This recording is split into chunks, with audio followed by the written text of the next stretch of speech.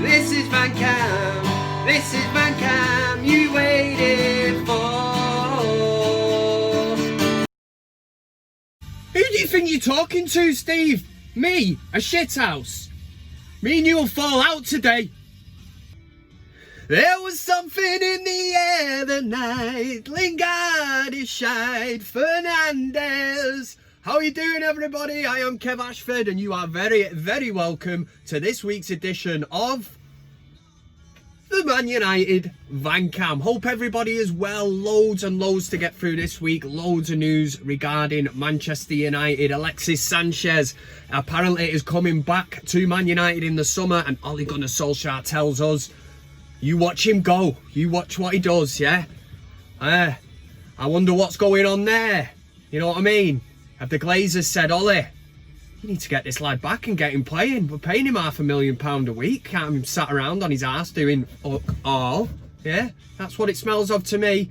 And it did annoy me slightly because when I see Ole Gunnar Solskjaer there, all people say he's a yes man, he's a Glazer puppet. I couldn't help but feel deep inside that I thought, Ole Gunnar Solskjaer doesn't mean this. You're not telling me the man that come into Manchester United, shipped Sanchez off, has now decided we're bringing him back. You watch him go, he'll prove you all wrong.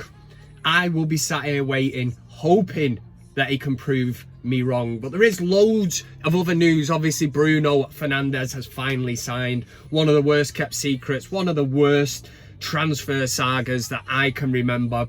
Especially when you consider that at the start of January, you know, we were in for this man, and it has taken nearly a full month for Ed Woodward to sort this out. Now, it brings me on nicely to the other news that Ed Woodward and his family house come under attack, apparently, by Man United's notorious firm, Men in Black. I am going to be looking into this now because I've got a theory. If you are on my Twitter or you follow me on Twitter, you'll know exactly what's coming. We're going to start this week with the big VanCam debate because I'm going to throw it out there, the curveball, and it's up to you to make your decision on what actually happened that night at Ed Woodward's house. Ed Woodward's empty house where there was a threat to life. You know what I mean? They turned up with fireworks and flares. Yeah, that's how to win the war, innit? Forget them missiles and grenades. Let's bring some fireworks and flares. So let's get straight in to this week's big VanCam debate, which is on Ed Woodward and the attack on his house, or apparent attack. For big VanCam debate! You, yes you, are very welcome to this week's The Big VanCam Debate. Last week we did it on the Glazers, Woodward and Solskjaer, and I asked the question, this moment in time, all the shit fuckery that's going on the pitch and that, where do we lay the blame? Do you lay it with Solskjaer or Woodward stroke Glazers? 98% of the vote for last week's VanCam poll said that Woodward and the Glazers to blame, which really begs the question, who is this other 2%, you absolute knobheads? You're entitled to your opinion. That's what everybody says, innit? It's just a nice way of saying you're a knobhead and I don't agree with you, but you're entitled to it. What I would say is there's a lot of people, Man City fans, Liverpool fans, that watch Man United VanCam, so maybe that makes up that little 2%. Who knows? But yeah, well done. I hope you're proud of yourselves. But 98% is probably the biggest landslide in VanCam history. So again, we're breaking records on the slowest, smallest Man United YouTube channel in the history of the YouTube channels. And before I get started on this week's question for the big VanCam debate, I want to say thanks and hello to all the new subscribers. There's been a lot of them this week. Loads of interaction, comments, likes, shares, all that YouTube bollocks. So thank you very much. A lot of people open up these YouTube videos. They will say, before we get started, you know, smash a cheeky like on the video and all that. I don't do that because how do you know you're going to like it? You know what I mean? You might smash the like or whatever, and at the end, you get to the end and you're like, that was a load of shit, that. I'm going to take my like back. What I would say, if you enjoy it at the end of the video, you know, finger the like button. Bring back fingering. Right, so this week was the big news. I basically wake up, get into the vehicle, which is my place of work. TalkSport goes on. Breaking news.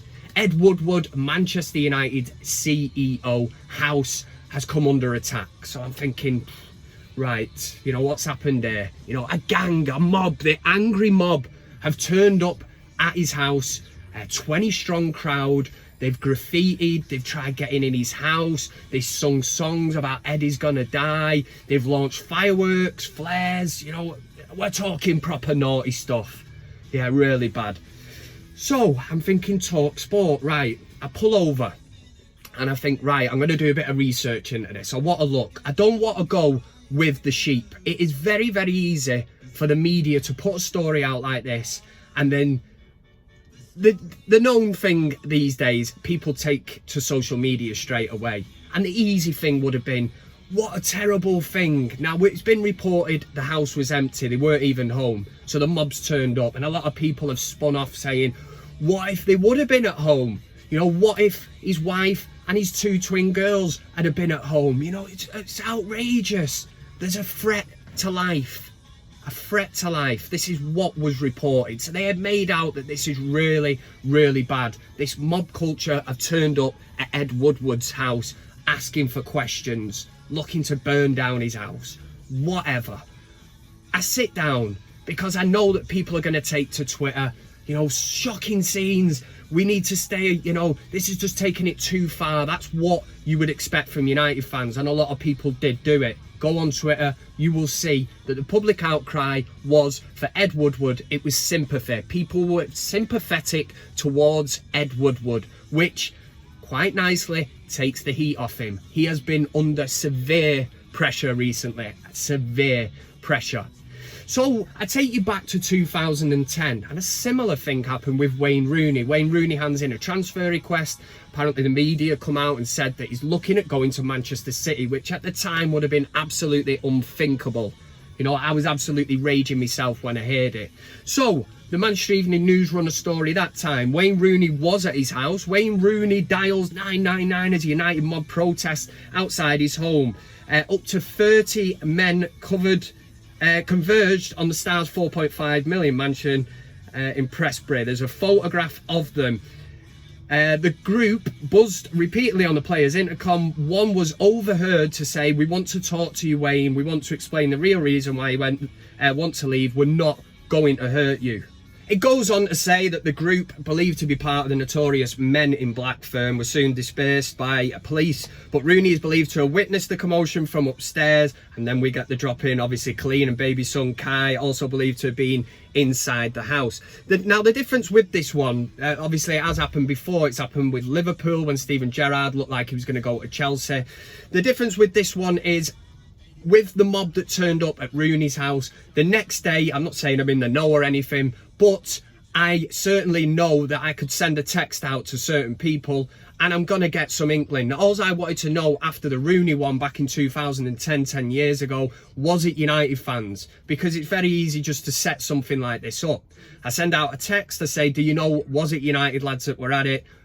My cousin texts me, oh, let's give it away. My source got back to me and basically said, yes, I know 2 of the lads are from Moston, so we know straight away it's United fans. But it's the fact that they buzzed the intercom, there was no fireworks, there was no rowdiness, no graffiti. They said, we want to talk to you, Wayne. We want you to explain the reason why you want to leave. We're not going to hurt you. So there was no threat to life. There was nothing like that. So 10 years on now, we have got Ed Woodward, the sympathetic vote going out to him and his family because a mob turned up. Now it sounds very, very alike.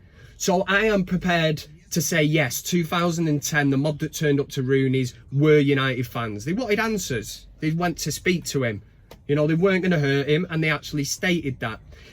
Only recently, and this is where I had my ping light bulb moment, I thought, Neil Ashton, yeah? Neil Ashton was chief football writer for The Sun, former chief sports writer, only recently set up a PR company to help with public relations.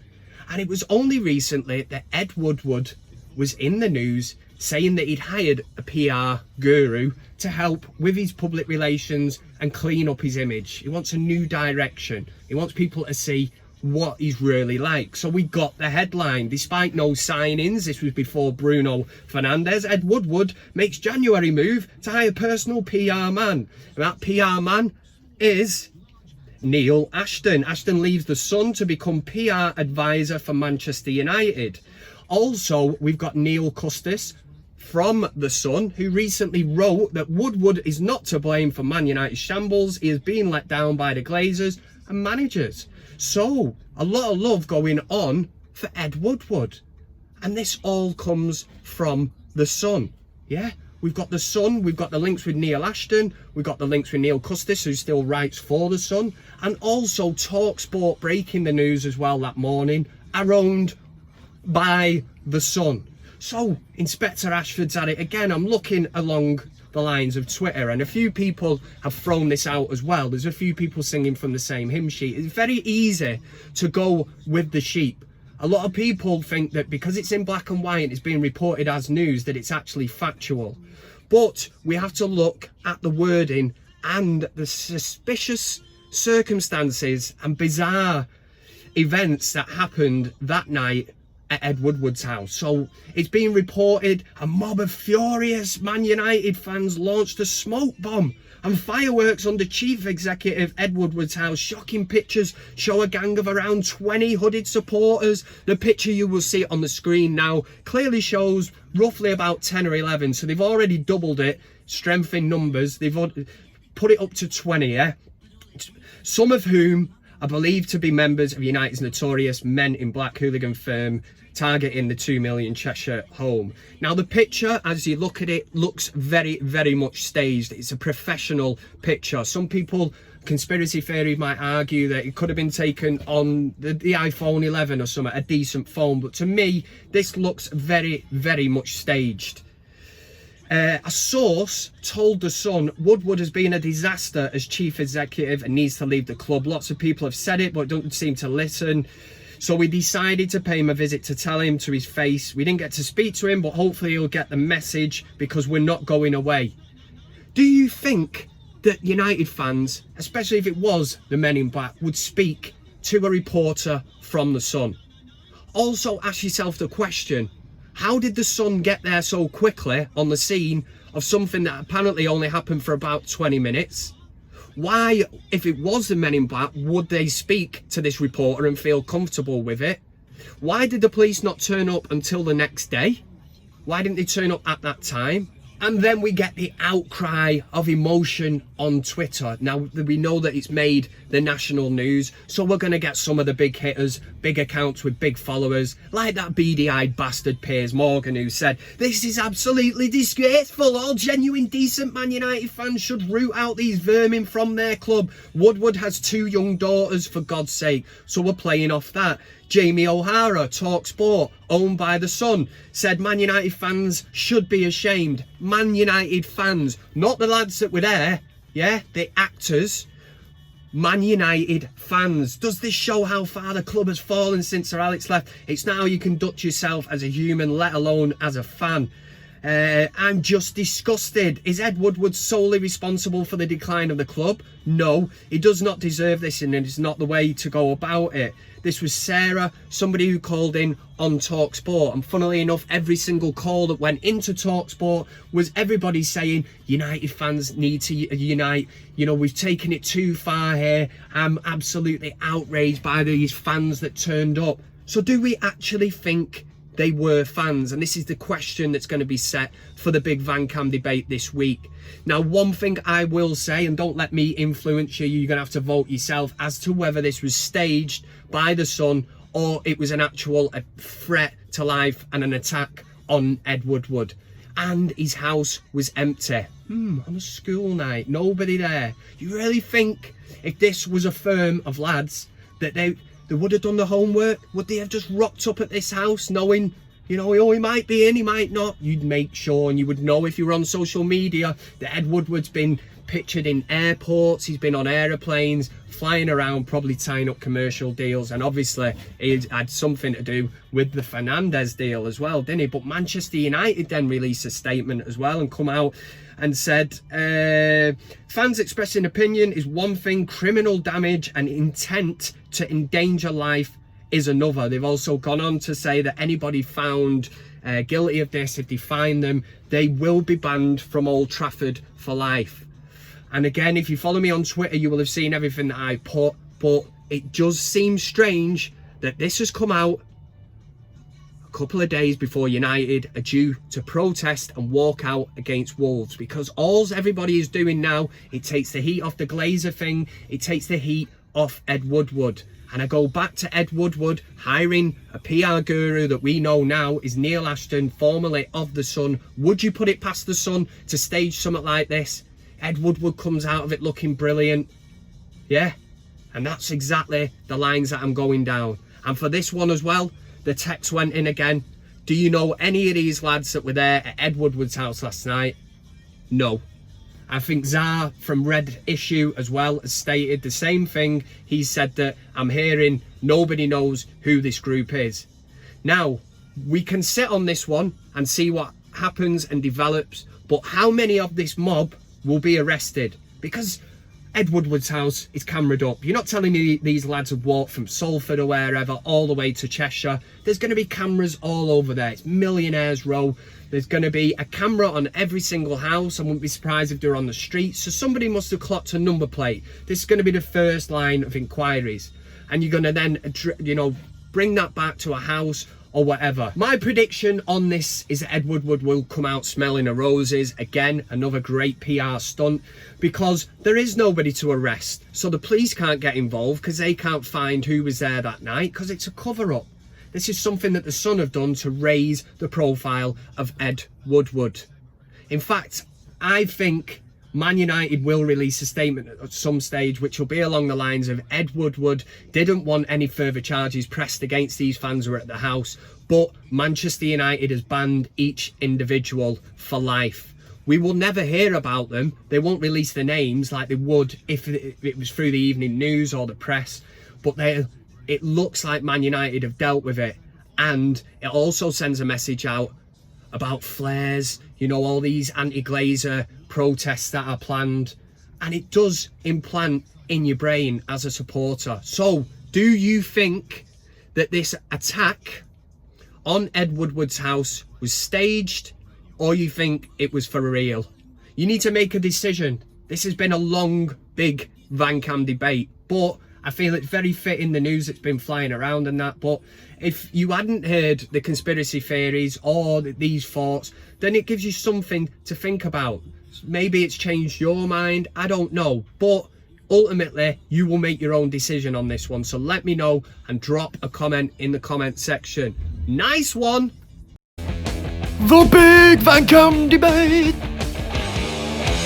So there you go with your big VanCam debate question for this week. Make sure you cast a vote. The poll is open. There's a little eye on here, up here. Click on that and get involved. An interesting one this week. That's why I'm throwing it out there. There's a lot of people on Twitter that feel exactly the same as I do. It was only because I sat back and had time to look at this and think, something just not right with this one. And we also take into account the Sun. I mean, come on, it is the Sun, for Christ's sake. You look at the way they treated Liverpool after the Hillsborough disaster. You look at the way they treated Paul Gascoigne. I think it was Bianca Gascoigne said only, not too long ago that they used to camp outside Paul Gascoigne's house when they knew he was off the beer. And they would leave carrier bags of beer on his doorstep and camp outside waiting for him to come to the door and pick the carrier bag up so they could photograph him. And bang, the next day the front page of the Sun would be, Gaza back off the wagon, he's fallen off the wagon and all that. And it's shithousery, man, from the Sun. My point is, you could just not put this past them coming up with something like this. You will make your own decision though, and now we're going to go into a thing called CockStroker of the Week. CockStroker of the Week. A very warm welcome to a section of the show called CockStroker of the Week. I've compiled 6 nominations. I'll run you down from 6 all the way through to 1 to find out the prize that nobody wants. Coming in at number 6. Now, if you're a grown man and you're on a scooter, you know where I'm going straight away. You're basically already setting yourself up for being an absolute tit and a cockstroker, and that's exactly what happens in this video. So I've got no sympathy for a grown man on a scooter. He's hit the deck. Do you know what? I'm going to add in the woman as well, because this video is a bit strange. Yes, the guy's acting like a dickhead, and rightly so, he's fallen on his ass, yeah? You can deal with that. But what's all that screaming about? There's just no need for it. Was ist los da? Scheiße! Ja, Mensch! Entschuldigung. Ich hab die Nerven nicht mehr dafür, für solche... Number 5 this week goes to the Inter Milan fans. Now, it was one of the worst kept secrets in football that Christian Eriksen would make a switch from Tottenham Hotspur to Inter Milan. So he's turned up over at the San Siro. He's there next to a window. He wants to get a bit of a video of all the fans. And you'd think that these Inter Milan fans have had time, you know, they've had months to prepare some kind of a song to welcome Christian Eriksen. I can only think that they ended up freestyling.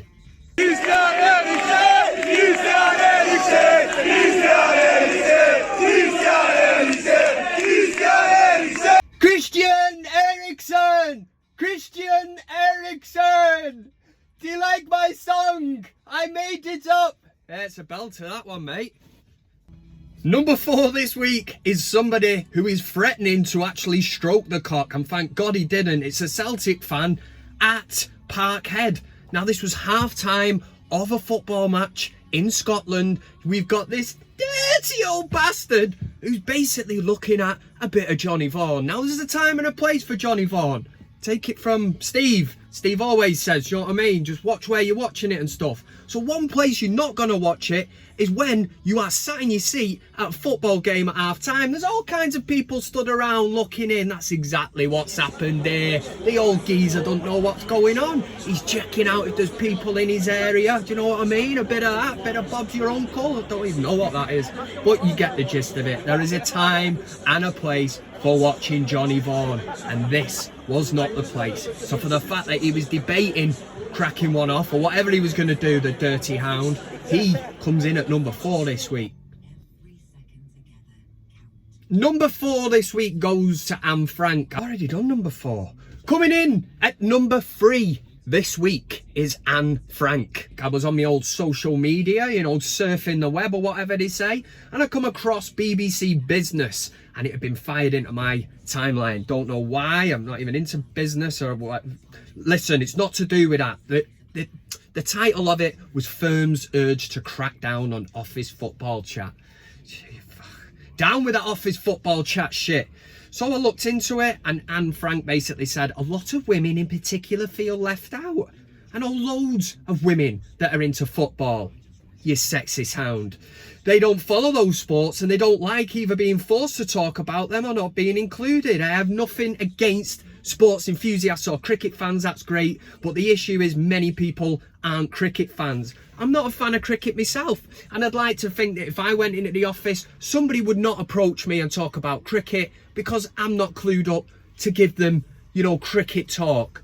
The same with football. I go into the office, I wouldn't talk to somebody that I know is not into football. I talk about something else, you know what I mean? The same that if somebody come up to me, Kev, did you see Love Island last night? I'd say, listen here, you dickhead. Don't ever mention them 2 words to Kev again. Otherwise, you're getting a fist straight in your nose and I'll break it into a million pieces. And you can stick EastEnders, Emmerdale Farm and all that other shit up your ass, because I do not watch it and I'm not interested in it. And that's how it works. Works exactly like that. You build up this rapport in an office and that, you know what people are into. Sometimes I might talk about the odd thing just because I know they're into it, but I'm not into it. Just being nice, sincere and polite. But yeah, down with the office football chat. What do you make of that one? Hitting that number 2 spot this week, it was really sad news. Kobe Bryant and his daughter died in a helicopter crash. So the BBC was straight onto this. You know, it was obviously breaking news, worldwide news. It was shocking. It was simply and truly shocking to actually hear what had happened. So you would think that the BBC would do this justice. You know, if they're going to report on such a tragedy, you've got to get it pretty much spot on. All I can say is the person who actually put this video together needs sacking from the BBC. You had one job. Kobe Bryant's daughter Gianna was travelling with him and also died. His list of achievements is long. An all-star, an NBA champion and an Olympic gold medalist, he was unashamedly competitive. And he was deeply frustrated when his playing career was cut short by injuries. The BBC were very, very quick to apologise for any offence caused by playing that video. Of course, if you did watch it and you noticed, they announced that Kobe Bryant had died in a helicopter crash and played a video of LeBron James. And for that reason, whatever tit decided to put that video out is number 2 this week. So that leaves me to inform you of who has taken home the number 1 spot for this week. The number 1 spot goes to every single Manchester City fan at the Etihad who made plain gestures towards the Manchester United fans. Absolutely despise it, and the thing I can never ever get through my head with Man City fans doing this, they were caught on camera, the videos should show up. It's absolute disrespect towards the Munich air disaster. But 2 words, Frank Swift, a Manchester City goalkeeping legend who died in that tragedy. He was travelling as a journalist reporting on Manchester United in Europe at the time, and yet Manchester City fans disrespect this. I cannot get my head around it, and for that reason, any one of those blue-nosed knobheads who disrespected the Munich air tragedy are taking home the number 1 top spot for this week. CockStroker of the week. There you go with CockStroker of the week, and sadly that brings us to the end of this week's show. I haven't got time to do the VanCam Fantasy League update, and I have got time for a few comments. I'm going to do that very quickly, but I feel that there's been that much to get through this week, especially with the big VanCam debate. I don't want to bore you any more than what I already have. So in true VanCam style, let's hit that Irish beat and do the super chats really quickly. GTI Red Star Gaming was in with $1.99 into the pot, thank you very much. Ian T $4.99, get the beers in, and Jarvis Cocker. I'm still yet to know whether this is the real Jarvis Cocker, but 20 knocks, whatever the hell they are, but very much appreciated. I love Topeko pudding and hate the Glazers, and wise words from the man himself. Absolutely spot on. Much appreciated anyone that makes the donation via the super chat. You are helping pubs in Britain because all pubs are shutting.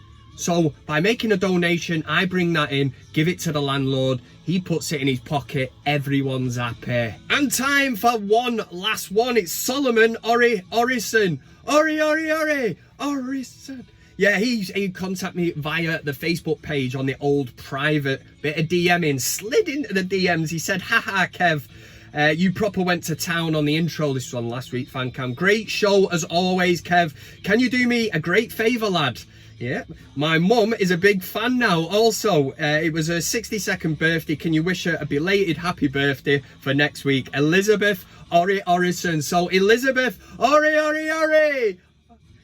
Yes, this one's for you. Happy belated birthday. Hope you had an absolute belter and didn't do anything that I would do or whatever, you know what I mean? Which leaves all kinds of possibilities, I always say it.